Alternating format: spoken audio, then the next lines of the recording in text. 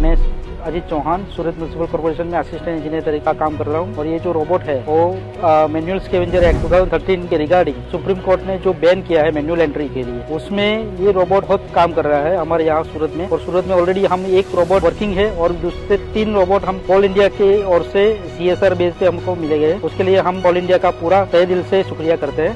ये रोबोट मतलब कि मैन होल को हटा के मशीन होल में कन्वर्ट करने के लिए बहुत कारगर है। और ये गुजरात सरकार और भारत सरकार का जो भी ये मिशन है कि मैनुअल एंट्री को नस्तनाबूद कर दे, तो उसी लिए ये रिगार्डिंग ये रोबोट हमारे बहुत काम आता है। ये रोबोट में खूबियाँ है कि भी कैमरा है, गैस डिटेक्टर है और हम उसको एज ए आर्म करके भी हम यूज़ कर सकते हैं।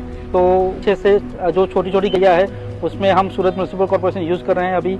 और हमारे जो भी वर्कर है वो जो पहले मैन्युअली करते थे बहुत सालों पहले, वो अभी वही वर्कर सेम मशीन होल को साफ करने के लिए रोबोट का यूज़ करते हैं। इसलिए हम ऑल इंडिया का और जनरोबोटिक का बहुत ही तहे दिल से शुक्रिया करते हैं। Thank you so much.